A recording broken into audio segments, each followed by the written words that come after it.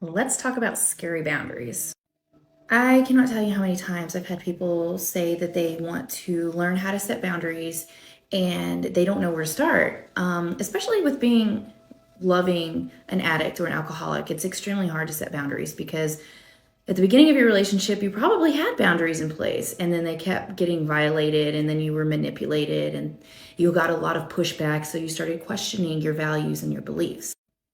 I cannot tell people what boundaries to set in their relationships because this is your life. You have to have the boundaries set yourself. But what I can help you do is find out where to start with setting boundaries, which is going to be finding out what your beliefs are, what are your values, what are things that you tolerate and don't tolerate. Write those down.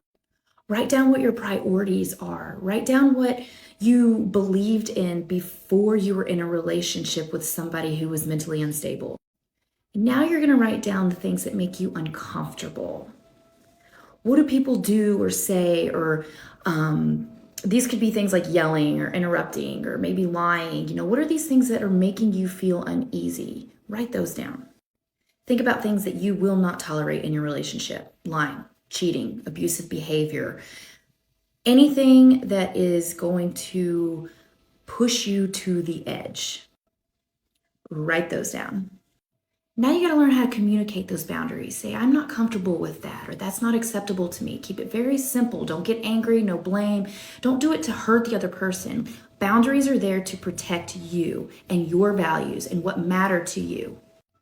Now is the really hard part, which is enforcing boundaries, because a lot of us know what we want to be put in place. The hard part is to actually put it in place and do the follow through whenever the person does not respect your boundary. So you got to consider the consequences. What's going to happen if this person oh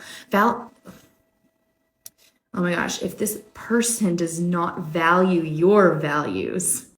I always tell people to practice on their kids if they have kids, or practice in the workplace, simple, small boundaries, just to see if you can follow through with them and see how it makes you feel. I started practicing with my kids and it made me feel a lot more empowered, and it made me see my relationships more clearly because I knew what I wanted within that relationship.